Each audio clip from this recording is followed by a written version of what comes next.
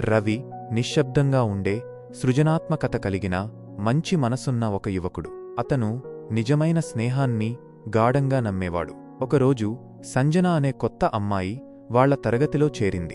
ఆమెలో ఏదో తెలియని ఆకర్షణ రవిని లాగింది. ఆమె చాలా ధైర్యవంతురాలు, చమత్కారి.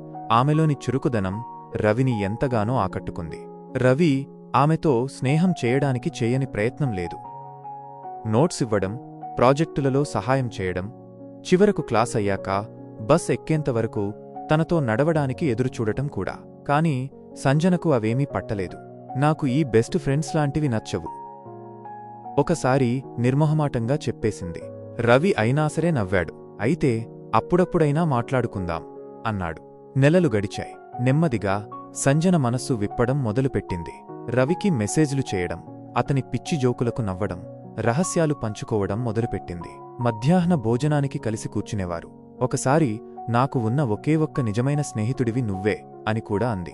రవి మనసులో తనేదో ప్రత్యేకమైన వాడినని, తనకో ప్రత్యేక స్థానం దొరికిందని ఆనందపడ్డాడు. అదే సమయంలో వారి తరగతిలోనే చదివే అర్జున్ అనే మరో విద్యార్థి వారి దృష్టిలో పడ్డాడు. ఒకరోజు రవి ఏమీ పెద్దగా ఆలోచించకుండా మామూలుగానే సంజనను అర్జున్కు పరిచయం చేశాడు. కాని ఆ పరిచయంతో అంతా మారిపోయింది. సంజన, అర్జున్ తక్షణమే కలిసిపోయారు. ఆమె అతనితో ఎక్కువ సమయం గడపడం మొదలుపెట్టింది. మీమ్స్ పంచుకోవడం, కలిసి ఇంటికి నడవడం, రాత్రిపూట ఆలస్యంగా ఫోన్లు చేసుకోవడం. రవి ఇదంతా మౌనంగా చూస్తూ ఉండిపోయాడు. అతని మనసు గందరగోళంగా, బాధగా ఉన్నా పైకి మాత్రం నవ్వుతూనే ఉన్నాడు. ఒక సాయంత్రం రవి ధైర్యం కూడగట్టుకుని అడిగాడు, నువ్వు నాతో మునుపటిలా మాట్లాడటం లేదు. నేనేమైనా తప్పు చేశానా? దానికి సంజన, పిచ్చిగా మాట్లాడకు. నువ్వు ఇప్పటికీ నాకు ప్రత్యేకమే. కాని అర్జున్ నన్ను వేరే విధంగా అర్థం చేసుకుంటాడు అని తేలిగ్గా బదులిచ్చింది. ఆ మాటలు రవి గుండెల్లో ఎక్కడో గుచ్చుకున్నాయి. వేరే విధంగా అర్థం చేసుకోవడం అంటే ఏమిటో అతనికి బోధపడలేదు. అయినా మౌనంగా ఉండిపోయాడు. ఆ రోజునుండి సంజన ప్రవర్తనలో మార్పు మరింత స్పష్టంగా కనిపించింది. రవితో మాట్లాడటం తగ్గించేసింది. అతని మెసేజ్లకు గంటల తరబడి సమాధానం ఉండేది కాదు. వచ్చినా అవి పొడిపొడిగా ఉండేవి. వాళ్ల మధ్య ఉన్న ఆ చనువు, ఆ నవ్వులు మాయమైపోయాయి. కొన్ని వారాలు గడిచాయి. ఒక మధ్యాహ్నం రవి సోషల్ మీడియా చూస్తుండగా అతని గుండె ఒక్కసారిగా ఆగినంత పనయింది. సంజన అర్జున్తో కలిసి నవ్వుతూ దిగిన ఒక ఫోటో పోస్ట్ చేసింది. దానికింద, నా ఆప్తమిత్రుణ్ణి కనుగొన్నాను. నా ప్రాణ స్నేహితుడు, నా రహస్యాల నేస్తం, నన్ను పూర్తిగా అర్థం చేసుకునే ఏకైక వ్యక్తి. నీ స్నేహానికి ధన్యవాదాలు Arjun. #Best friends for life, #soul connection అని రాసి ఉంది. ఆ ప్రాణ స్నేహితుడు, నన్ను పూర్తిగా అర్థం చేసుకునే వ్యక్తి అన్న మాటలు రవి చెవుల్లో గింగురుమన్నాయి.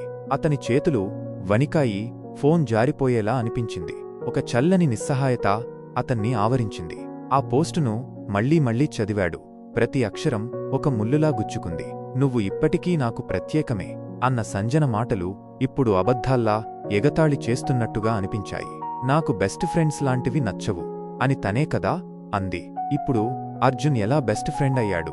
తన స్థానం ఇంత సులువుగా ఎలా మారిపోయింది? అతనిలో ప్రశ్నలు సుడులు తిరిగాయి. కాని సమాధానం చెప్పేవారెవరూ లేరు. సంజన నుండి ఎలాంటి వివరణ లేదు. కనీసం ఒక మాట కూడా చెప్పలేదు. తను ఎంతగానో నమ్మిన స్నేహం ఇలా అర్ధాంతరంగా ముగిసిపోతుందని అతను ఊహించలేదు. తనను పూర్తిగా పక్కన పెట్టేశారని, తన ఉనికికే విలువ లేదనిపించింది. రోజులు వారాలయ్యాయి. నిశ్శబ్దం మరింత భారంగా మారింది. ఒక సాయంత్రం తను, సంజన గంటల తరబడి మాట్లాడుకునే అదే బెంచ్పై రవి ఒంటరిగా కూర్చున్నాడు. చుట్టూ చీకటి అలుముకుంటోంది. అతని మనసులో కూడా.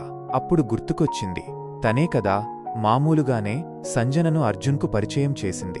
బహుశా సంజనకు తరగతిలో మరికొంతమందితో పరిచయం అవుతుందని అనుకున్నాడేమో. కాని ఆ పరిచయమే తనను ఇలా ఒంటరిని చేస్తుందని, తన సంతోషాన్నే దూరం చేస్తుందని ఊహించలేకపోయాడు. తెలియకుండానే వాళ్ళిద్దరి మధ్య వారధి అయ్యానని ఆలస్యంగా గ్రహించాడు. వాళ్ల నవ్వులు, పంచుకున్న రహస్యాలు, ఆ ప్రత్యేకమైన స్థానం అన్నీ ఇప్పుడు ఒక పీడకలలా అనిపించాయి. గాలి చల్లగా వీస్తోంది. కాని అతని గుండెలోని బాధమాత్రం చల్లారలేదు. విచారంగా తనలో తనే నవ్వుకుని నెమ్మదిగా గొణుక్కున్నాడు. నేనొక మంచి స్నేహితుణ్ణి కోరుకున్నాను. కాని బహుశా నేను కేవలం ఒక వారధిని మాత్రమే అయ్యాను. వాళ్ళు దాటాల్సిన వారధిని. అతని కళ్ళ నుండి 2 కన్నీటి చుక్కలు రాలాయి. ఆ చీకటిలో ఎవరికీ కనిపించకుండా కలిసిపోయాయి. చివరకు వాళ్ల సంతోషానికి తాను అడ్డంకి కాకూడదని, వాళ్ల స్నేహబంధానికి తన నీడ కూడా తగలకూడదని, తన జ్ఞాపకాలు కూడా వాళ్లను ఇబ్బంది పెట్టకూడదని రవి నిశ్చయించుకున్నాడు. మరుసటి రోజే ఎవరికీ చెప్పకుండా అతను వాళ్లకు చాలా దూరంగా కొత్త జీవితాన్ని వెతుక్కుంటూ వెళ్ళిపోయాడు.